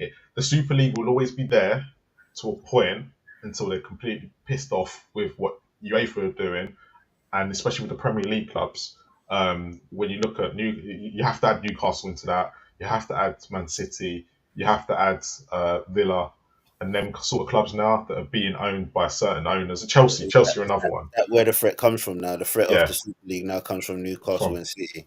Yeah, because they are the biggest players. They've got the most amount of money, and if they wanted to, they can do what they like. I mean, I think our fans would be one of the loudest to protest against that if it was ever on the cards. It depends on the situation, though, because if the other Premier League clubs are sitting, say, because it was only 6, and I think that was the biggest issue before, is that you were leaving the rest of the Premier League. But if you said to all 19, 20 clubs, actually come along with us, let's get away from the Premier League, you never know. I mean, it's absolutely not gone away, because there was only, I can't remember the details now, but it was only about 3 or 4 months ago where the group who were trying to set it up sent a new proposal in of like 4 divisions or something. Yeah, 4 divisions. In the news 2 or 3 months ago. And what you see now with the Champions League, this is a power play at the high level, right? So UEFA's response to, because they lost in court to say that was an impossible. Basically, the court said anyone could set up a league up. You can't stop them. The clubs go into a Super League if they want to. So UEFA's play to kind of mitigate that is to turn the Champions League into a Super League without the name, right? Which is kind of what it's a halfway house to the Super League, isn't it? But I think what you'll get, and I think where the question is, the Super League is there. It's only a matter of time, not it's ever going to be shut down. It's a matter of time to when that will eventually play out. Whether it's 10 years, 20 years, it will happen. Interesting. Watch this space. It's basically watch this space. Yeah, it will happen. We just don't know when. It's a matter of time. It will be a matter of time. So then, how do we think that Real Madrid, Barcelona, Juve, how are they reacting to what the ruling that's happened over here? Does that have any effect for them and what they want to do? No, because they'll still push ahead. They're still pushing ahead with things that even without the Premier League clubs, even though they know they need the Premier League clubs, because what's his name, Perez from Real Madrid, he's always mentioned the playoffs. He doesn't understand how a playoff final could be worth as much as it is in England. It's the English teams they want. They need the English teams. They need that revenue. They need Sky. That's what they need, and that's the bit that they're after. Because Barcelona ain't got no money. Juventus ain't got no money. This is why they're pushing for this. Everybody wants the Premier League money. If anyone's interested in to go about it, though, because if you're walking into somewhere broke and there's billionaires everywhere, surely that's a bad position to be in. Billionaires that can just do what they want, and you're trying to pick up the crumbs, though, no? Yeah, they pick up the crumbs. And if you're in say the League of 36, let's just say, and there's all a bunch of you, you're kind of, it's a bit like the Americans, the NHL where there's no relegation. They're all in that fraction together, so they will make the decisions together. It's a case of you walk into the Wild West and you've got no guns. Like you're not going to do very well. So if you've got nothing to compete with these teams, if you're the 17th richest team in the league, it's the TV money, isn't it? The 17th best team in the league. No, it's not very long, surely. Yeah, but what they're saying is because of the TV restrictions that Spain have, the TV restrictions that Italy have, and everything like that, we have the best TV deals. That's the money they want. And if they're getting that money, if you think someone like Burnley, for talking purposes, could spend way more than most Serie A clubs and probably spend more than the league clubs because of the TV money, they'll get down for the parachute payments. So it will eventually be that's the money that they want to take over to the Super League. So that began to the Juves of this world, Barcelona's, the ones that are completely broke because they don't have the same TV deal as what Premier League clubs have. Okay.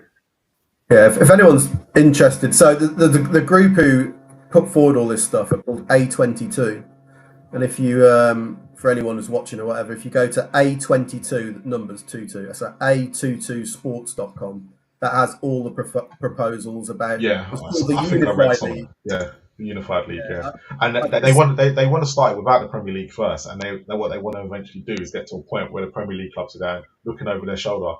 Hold on, we like what's going on over there, and I think they want to try and get the American. They want to get a TV. I don't know which brand or TV they trying to. Is it Amazon or someone they want to get to pay for it?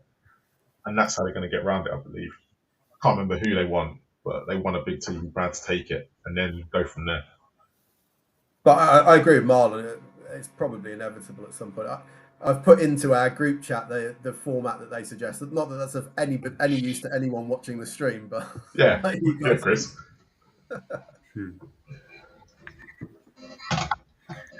Might have to have a little read. That can be my lunchtime reading tomorrow. But yeah, it's and that's why, and partly that's why I wanted to bring up this conversation today, because I know it was what Spurs did, but it's more of a case of let's look at every club, because Manchester United don't want their owners, Arsenal don't want their owners, West Ham, from what talking to Stock, you don't really want theirs. So is it a case of now that owners need to change their way? Because actually, Martin Keown brought up a great point today, because he said, yes, the ownership doesn't really get in the dressing room and things like that, but what they are able to do is create that winning dressing room. Yeah. They're the ones who put the characters in there, and once you do that, that's what creates the winning on the pitch. And that's probably where I think Spurs have fallen at the moment, because Chris, you agree, we've got no leaders apart from probably Romero, but he goes on the missing list. And that's the biggest issue when you've got people in the change room. Where I look at Newcastle, I look at someone like Tonali, who's been at that big club, who's been at AC Milan, knows how it works. Yes, AC Milan are not the AC Milan we know of old, but I bet you they still act in a certain way in Italy, which will then breathe into Newcastle, which will then eventually breed success. And Gomes and all them to be fair, being there as well. I think we've just been lucky. It's obviously not all fully luck, because there's scouting involved and you take a bit of a gamble, but I think we have been quite lucky with a lot of the players we've brought in. You look at, say, a Dan Burn, who has never been at a big club, but he is probably one of the best leaders you'll see on the football pitch going. Yeah. And then you bring in a Bruno Guimaraes, who, a few teams wanted him, but no one was like, this guy's one of the best midfielders in the world. And he was able to bring Newcastle, supremely talented. Sandro Tonali, exactly the same. Sven Botman, exactly the same. Kieran Trippier on the decline, but a massive leader. So, and even Isak, to be honest, because Isak wasn't well beaten. Like, he's not the same player he was when he first came in, and he was a massive risk at the time, because we never knew whether he was going to. He wasn't an out and out goal scorer, because it Sociedad, weren't he? Yeah, we've taken sort of educated gambles on the next up, not the one that everybody's clamouring for. The next one that people are potentially going to be speaking about in 12 months' time. But do you think that's down to your culture more than anything? Your culture's. Your culture's. You say it's luck, but actually, right players. Yeah, what your board has done, where they've created the right culture for these players to be in, and they've changed the whole concept of what Newcastle is, and even bringing in Eddie Howe. Everyone's probably, because everyone's kind of on the same journey at the same time. When these players have come in, they've come into a club that's happy. They want to win things, are ambitious, and the players can sense that. Where I think with Spurs is, we could bring in, like, let's take Kieran Trippier as a prime example. Came to Spurs. It's not like he's not changed as a player. Admittedly, he's become better defensively, being with Simeone. But you lot have managed to get more out of him than we did in the 3 or 4 years that we had with him. But all of that is up there for Trippier. Yeah, with Trippier, he's learnt a lot. He's become a leader. Even being in the England setup. But what's this down to? Is that because he's been in the right environment, the right clubs to go and do that? Where at Spurs he wasn't. I think there've been steps up. So he was in Atletico. I would assume that he was probably a small fish in a big pond, and then when he came to Newcastle, he was a big fish in a small pond. So it's flipped around, where there was getting a lot out of him in terms of leadership, just learning how to manage games, just and when he first initially got there, just the influence that he had on the game side of things. And that's what that's what I agree with. But if you put players in the right environment, you generally will get the best out of them. Yeah, And that's Look what I at think has happened. Joeliton as well. When he was first at Newcastle, playing up front, people were like, "What is this?" Eddie Howe comes and puts him in midfield, and people are like, "What is this?" I love Eddie Howe to bits because that was pure luck. But again, it goes back to what you're saying. That it's the luck, but it's the environment. Is it you creating your own luck? A lot of it is like the signings and stuff, and having the right players with the right mentalities. All of that's creating your own luck. The Joe Linton thing into midfield was pure luck. We got a man sent off in a game, and we dropped him back into midfield, and he was a monster, and it went from there. It wasn't like he was potentially. There was talk of him starting in midfield at any point. He just turned into a monster when we were down to 10 men. I think it might have been against Stoke. And he was an absolute beast for 70 minutes in midfield. And he just kicked on from there. And for me, it is just pure luck. It wasn't something that was on the cards. But if I said to you, right, say Mike Ashley has signed all these players and this was under Mike Ashley, do you think you'd be getting the same outcome, or would it be you'd be the same maximums of this world and things like that? We never would have signed them. It's easy to say it, but the amount of money and the amount of wages we've given your Isak, your Tonali, your Bruno, even down to Harvey Barnes, Mike Ashley does not spend that volume of money. Instead of getting Harvey Barnes, we get Ryan Fraser. Or Albrighton. Yeah. Or instead of getting Bruno Guimaraes, we get Jeff Hendrick. Yeah. That is what Mike Ashley was doing to us. It's not me exaggerating. That is what it was. These were our signings. These were the marquee guys we were bringing in summer transfer window. He was a cheaper version of Daniel Levy, I called him. It was ridiculous. It was silly. We were looking for players that either had a clause in their contract that we can get them dirt cheap, on a free transfer, didn't want massive wages. Any of them things meant they were on our radar. And that hey, Chris, sound familiar? It was bonkers. We did it for years. We raided France for about 3 years. Anybody, Sissoko, Kabayi. Then we went to Germany and we did it for a bit. And we just went through all of these countries one by one and picked out the players with the best clauses in their contract and brought them over. So what Spurs do is you have to be in your last 18 months of your contract, or you have to be basically low wages. Those are the two things we look for. I think Solanke's probably the first player we've bought in a long while that's had more than 2 or 3 years left on his contract. But again, he was only signed because of big fee, small wages. Small wages, yeah. That's not how you build a winning team with small wages. You've got to pay the guys week in, week out. That's where you get the really good players. Or you just got to get really lucky with your recruitment. But you've got to create a mentality for them to be able to breathe and win.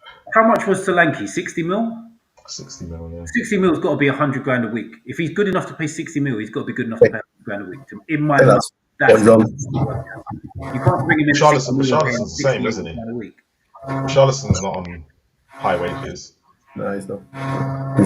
The argument some Spurs fans make is that, although no one's ever said this from the club, but that it's like a youth project, you get these kids in, and in 3 or 4 years' time, we'll have an amazing team. But I think it's flawed up for 2 main reasons. One, managers. Well, three main reasons. One, Ange. Ange is always a reason that everything's flawed. But anyway, it's not just Ange. It's generally 8. How many managers we had? No, but Ange is the worst. But anyway, the people who sort of say, "Oh, how great our team will be in 3 or 4 years." One, they assume that the likes of Romero and Van de Ven will hang around, and they won't. Like, if they're doing really well, they'll be like, "Why am I waiting 3 years? I'll just Real Madrid want me. I'll be off." So that's one flaw. And the second flaw is, for all it does look like we've got a group of good 18-year-olds, but we all know from football history forever, realistically, in 5 years' time, 1 or 2 of those will be top Premier League players. 3 or 4 will be average Premier League players. Another 3 or 4, 5 or 6 will be playing in the Championship or League One. They just don't come through together like that all at the same time. And even if they did, if they were that good, if Bergvall or Archie Gray turn into, I know completely different positions, but in terms of ability, turn into a Gareth Bale, well, they'll just leave anyway. They'll just go to a team that wins. So it's flawed on like every level. But it'll be 2. It will never be more than 1 or 2. The other problem with it, you need good senior professionals to bring these young players on.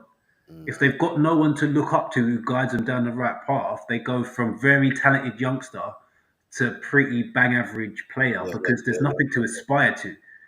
There's no one to look up to and to guide them through their moments where things get a little better. And Gareth Bale had that at Spurs, funny enough, and that's the weirdest thing to say. But he did have senior players around him, and I know people will look at him and go, but he had Emmanuel Adebayor who'd been at Manchester City.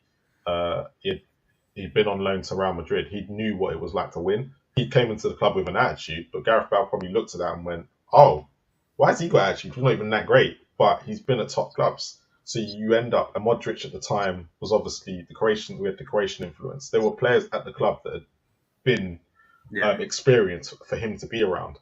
And then he went and took it by himself and went, "No, I'm going to be the best player here." You haven't. We had loads of good pros back then. What we do, which is not me, but as a Spurs fan base, what we do, which I think is so dangerous, is the second we have a player who can pass the ball 10 yards, that we turn them into Messi. Like we are picking up these guys like they are world beaters. Like Archie Gray, generational. Like he looks all right. Like he looks decent. Just lay off the kid. Like give him a chance to develop and progress. Mikey Moore, we have turned into Messi. Like this kid, with respect, looks decent. He's done nothing at the top level. He's done 15 minutes against Palace is what he's done at the top level. He looks good. He looks like he might have potential. What did he do against Palace? He had 15 minutes spell where he was okay. He beat his man about twice. No, wasn't it Ferencváros in the Europa League where he was really good, to be fair to him? I've heard people calling him Namor. That's how bad it goes. Namor, you know. Do you know what? He's a good player, and I don't get me wrong. He's going to be a good player. He just probably won't be a good player for Spurs. We'll have to sell him on eventually, and he'll probably be somewhere like Manchester City or Newcastle, depending on what happens in the next few years. While we're talking, he doesn't need the pressure though, does he? I mean, he's a kid. Like, interesting. I don't know why, but I know he deleted his Twitter account 2 or 3 days ago. Like, just lay off the kid. If he has a bad game, he's 17. Like, just chill. Has he had a bad game yet? Well, he's had a few, but I mean, I would argue, Marlon, has he had a great game? Like, he's been all right. Has he? Not in the Premier League. Done anything at all since he's not in the Premier League. I'm fine with that because he's a 17-year-old kid. He's 17, I'm also not saying he's the next Messi. So, you know. Archie Gray, Bergvall, but yeah, I don't know. Bergvall looks a player, to be fair. But we've done this so many times with so many players. He's no Lewis Smiley. The next great. He is going to be fucking exceptional, by the way. Skip went on loan to Norwich in the Championship. I think he won like their Player of the Year or something. Yeah, he did. Got promoted, didn't he? If you listen to our players, he was like Busquets, basically. But where is he now? Like, and that's what will happen to a lot of these players. That they'll have good careers, but will they necessarily be top of the Premier League? Yeah, probably not. Oh, right? I've got a question for you lot though. No, because it came to me yesterday. Chris, don't answer this. What have you, Sink and Mitch, made of Jed Spence so far? He's your best, one of your best players, easily your best fullback. Yeah, he's taken advantage of the opportunity that's been put in front of him. He looks decent. Any chance? Stupid, he hasn't played a lot more football because he was brilliant before he came to you as well. It's not like he's come out of nowhere. We all thought he was brilliant. It was an excellent signing at the time. In England? The problem he's got now, we have a ridiculously good crop of fullbacks. If he wants to play left back, he might have a better. So that was the question. That's the reason why I asked the question. I think if you look at the fullbacks of England right now, I did this yesterday. I was looking it up, and the right backs we have. So these are our options that I could find. All right. So you got Wan-Bissaka as a number 9. Number 8 is Joe Gomez. 7 was Konza.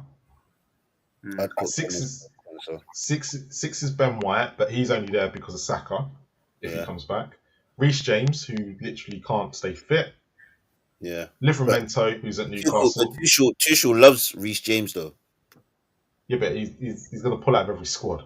Yeah, he will. So Livramento, Rico Lewis, Carl Walker, who's obviously, and Trent. Those are your right backs. So the 3 that I would say are potentially still just in front of Jed Spence out of them.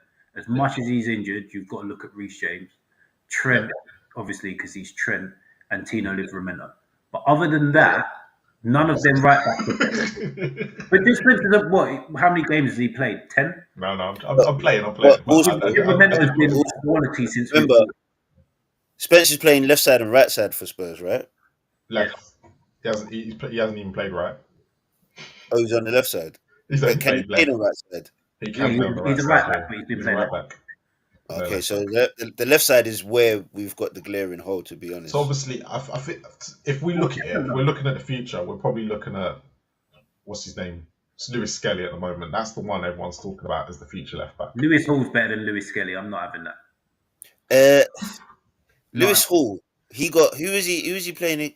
Yeah, he was getting turned inside out on the weekend, but he's young in it. But also, do you know who I think doesn't really get a good look at in the left back? Tyreek Mitchell. Yeah, Tyreek Mitchell. He doesn't basic. But maybe that's what you need there. He's good but basic. Yeah, I just need someone that's fast, that can use his left foot, that can cross, and wants to defend. That's all I need on the left side. That's basically Jed Spence, just he won't use his left foot. Yeah. Just that's the thing. I need someone to use their left foot. Just quick point on Spence.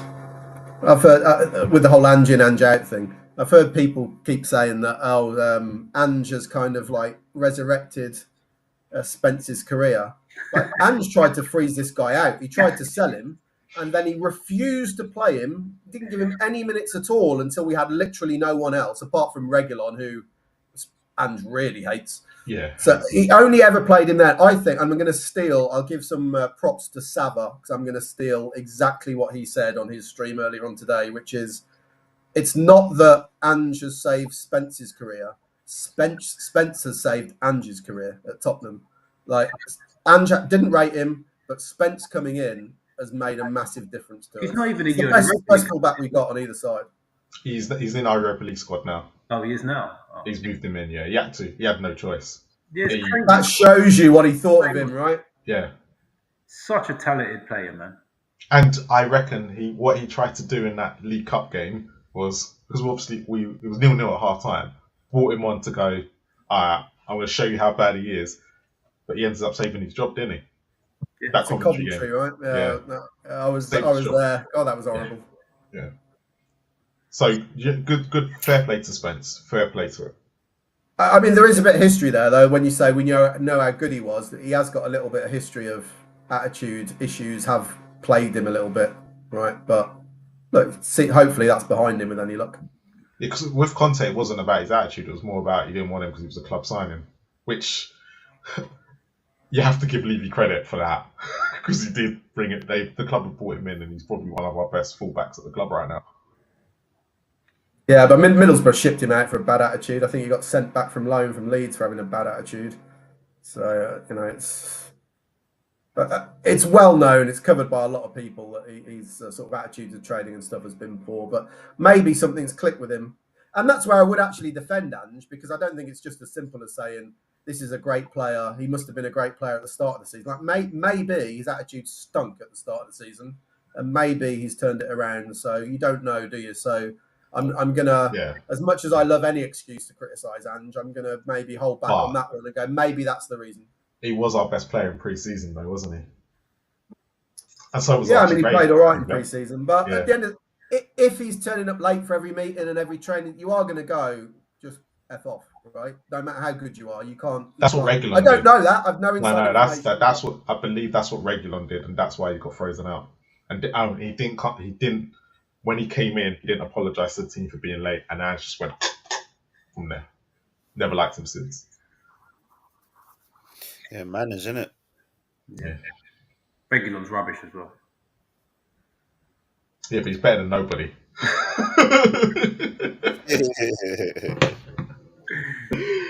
That was quite interesting, that conversation about the ownership, actually. Very, very interesting. Boys, socials, get going. Chris. Yeah, no, I'd stay off him as best. Honestly, if I had a channel or something, I'd dread to think what it'd be like. I can't help myself but get involved, so I have to try and limit myself a little bit to just to Twitter. So yeah, if anybody wants an argument about anything on Twitter, I'm well up for it. apart from your burner accounts that you've got on the side here, Marlon, I'm sure this is you just trying to trigger me like you did last week. Yeah. Bringing Sarah Taylor. Sarah Nah, Taylor. Do you know what? Big up to Sarah Taylor, whoever she is. Big up, because put Chris in the mud. Whoever she is, says Marlon while he's secretly on the side, like logging into her account. I noticed she stopped as soon as you put that, but it's definitely not me. Definitely not me. Do you know what? I'll openly admit I don't know where I sit with Ange right now. I don't know. But so you're back on the fence? I'm back on the fence. Yeah, I've got over the Arsenal game now. One win, man. No. This was before the game. This was before the win. The problem is I'm not around people that are around out. Like the people that I've spoken to, the Spurs fans that I speak to on a regular basis. A lot of them are not Ange out, and I'm sitting there listening to their reasoning. The only question that I have asked them, which nobody has given me an answer to, and everyone just looks at me, is we've had injuries in the first season, Ange couldn't get us out of it. We had injuries in our second season, Ange couldn't get us out of it. So I asked them, we're going to have injuries in our third season. Would Ange be the man you'd want to take us through that injury crisis again? And that's the question. I'm going to steal that for anyone who gets in a conversation with me in the future. That's a good riposte. Yeah, no, but that's coming from someone who likes him. I'm just saying you look at that situation, you go, if we got injuries, Ange is not the person you want us to take you through 6-7 games of injuries. You're looking at going. I've just realised you're definitely that guy that you can have a debate with heated for about half an hour, and right at the end you just be like, I agree with you anyway. It's like you've been shouting and all you're agreeing, and right at the end, and it's just like, well, we just done it. Do you know what? I've done it with all of you. I've done it with all of you at some point. I done it with Chris last week. I think I've done it with you a couple of weeks ago, the whole Eddie Howe situation. And me and Sink have done this for years. I do it with everybody. The problem is, I just like to throw a little bit of debate in there and see if you actually believe in your convictions. That's all. That's all. That's what it is. Just testing it. Just testing. I do it with the YouTubers. I do it with every single one. I sit there and I analyze what they say and I take the flaws out of it and I ask them the question back and they've got to answer it. Otherwise, you just can't be saying something and no one challenge you. Yeah. What the way it is. I get challenged all the time. I do it to Ash. The worst thing is when I do it to Ash when we're co-hosting, he wants to kill me. Absolutely kill me. But yeah, before I come to Mitch, Sink, same old, back here on a Monday. Talking about QPR. Man, be here, man. Talking about QPR, Premier League, everything. Can you give us an update on Yang next week, please? Like at least. Yeah. I had to reach out to a QPR fan. Now, by the way, anyone who wants to know anything about what Yang's doing, I've got QPR giving us feedback every week. Yeah. So Hoops and Dreams, Sink, make sure you subscribe. Yeah. James, man, James. Shout out to James. Come on, you Super Hoops. Mitchie, let the people know you. I saw you had your Sunday sessions yesterday with Stocky. Yeah. You keep getting these guests on, and I'm like, who's this? Just bringing in random people who I think might add to the discussion. People who I speak to about football during the week and stuff like that, and I say what we're going to do, and they add a few nice points. I think, you know what, just bring them in. This week we did Mavericks. We didn't really do much of a football roundup. We did about 2 hours on just Mavericks from the world football. So if anybody fancies having a little watch of that, Where the Owls Sleep, we'll be back next Sunday. Not sure what the topic is yet, but we'll find something nice. But yeah, can you actually bring on someone I know, like someone back in the day that we know? So I can go, I know that. Let me see what I can rustle up. Let me see what I can do. Or replace Stocky on a Monday. You can't have him on this, mate. We don't do that. Or another West Ham fan. We just need another hammer. Chelsea fans, if you're out there, come. We need you. Yeah, I don't know many Chelsea fans, to be fair. Yesterday's guest was a Bolton fan, so yeah, we're. Oh wow! You went that far down. Yeah, our main football chat, our main roundup chat yesterday was Bolton Orient, so that's where we went yesterday. On that note, so I'm back tomorrow with Ash. I think we're trying to get some Ange inners so we can get some conversation started about that. And obviously the protest, we'll talk about that tomorrow. Wednesday, rivals. And I might do a pop-up on Friday, depending on how I feel. Some Tottenham therapy again. We need some of that. So we might try to do that this week. But yeah, look out for all our stuff that's going on. So make sure you like and subscribe to Spurs Kings TV. Make sure you subscribe to, what's the channel's name again? Because it keeps confusing me. Where the Owls Sleep. Where the Owls Sleep. It's in the description, I believe, of this as well. So make sure you go get that. Go follow Chris on X. He's useless, but he comes up with some good referee analysis on there. But as always, come on you Spurs and leave you out. Good night, lads. There on people.